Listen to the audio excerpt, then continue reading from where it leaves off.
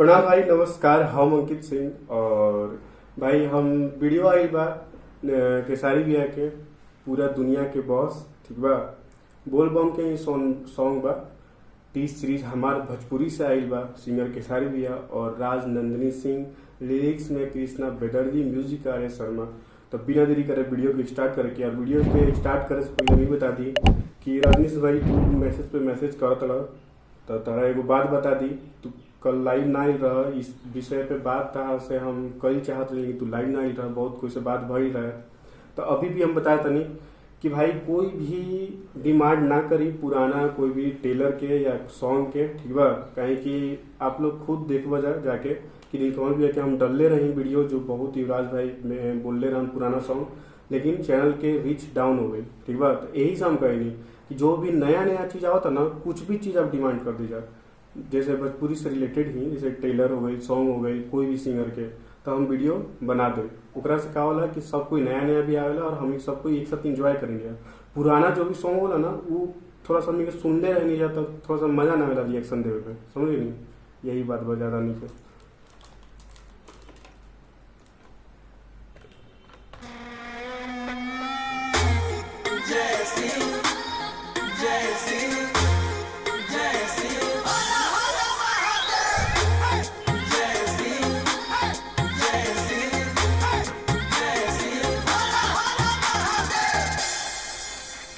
मार के चिलो भीतर भर ले जोश, ढेर रंगा दहर लोग के कदल खामोश।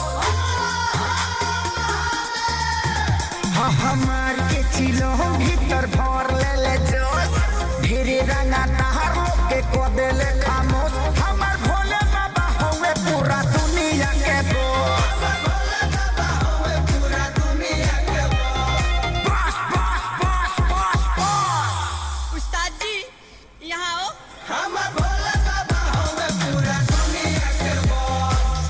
भाई तो छपरा के बहुत सारा जो सॉन्ग आयल रहा है ना, जो वायरल हुई रहा है, और भी सिंगर ओकरे बाद सॉन्ग लाइल रहा, तो वैसे ही सॉन्ग लगा था। तो उस पे अब भाई अब बोले बाबा से बॉस के बाद तो उनके पे सॉन्ग ला दिले बाबा उनके साथ।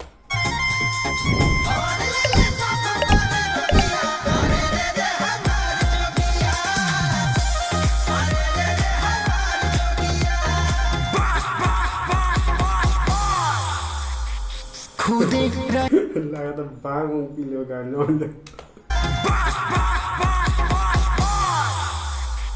खुदे रहेले बैला बस न चाही गाड़ी हो। जाटा में लागेले गुमान बाटे हवे त्रिपुरारी हो।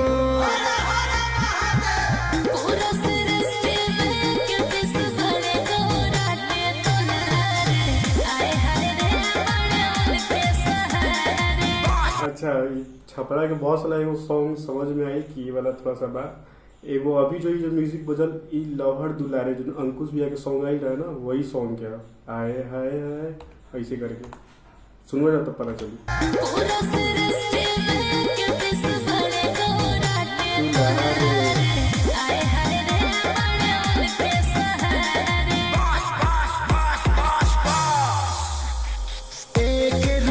के बनाई देले दोस्त, उनको रसीद मिली हर बना टॉस। हमार भोले बाबा होवे पूरा दुनिया के बॉस। भोले बाबा होवे पूरा दुनिया के boss. Boss boss boss boss boss. हमार भोले बाबा होवे पूरा दुनिया के बॉस। इस टाइप से भाई इस सॉन्ग में इस टाइप से मिक्सिंग करल गई बना कि मजा होता भाई। दो सॉन्ग के मिक्सिंग करे फिर भी मजा होता। ऐसा नहीं लगा कि अगर मिक्स हो गया तब बेकार लगा था, अच्छा लगा था एक तरह से। कुछ हट के लगा था बोल बम सॉन्ग। इस बार लग रही सॉन्ग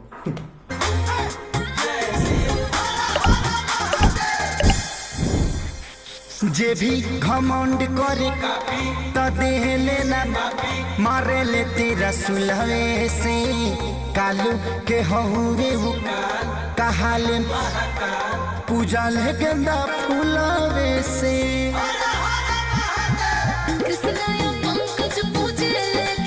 म्यूजिक सुना भाई, म्यूजिक सुना, ये वाला म्यूजिक सुना अभी जो बजाता है।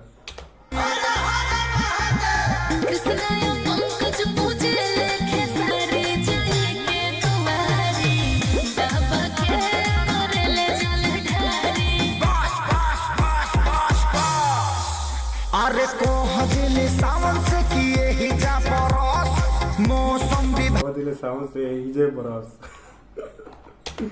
जल ढारी बस बस बस बस बस अरे कोह दिल सावन से किए ही जा बरस मौसम विभाग सारा हो जाला बेबस हमर भोले बाबा हवे पूरा दुनिया के बॉस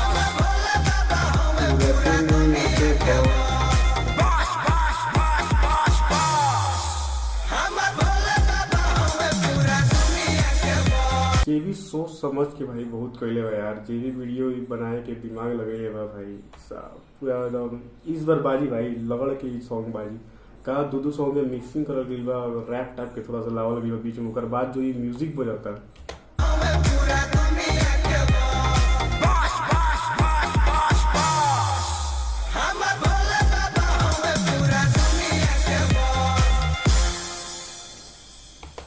भाई साहब ये बंदा एग्रीमेंट में हो के भाई ऐसा गाना फाड़ा था जो अभी चले नहीं के थे, तो सोचा जाए एग्रीमेंट के बाहर गया तो फिर क्या हुई।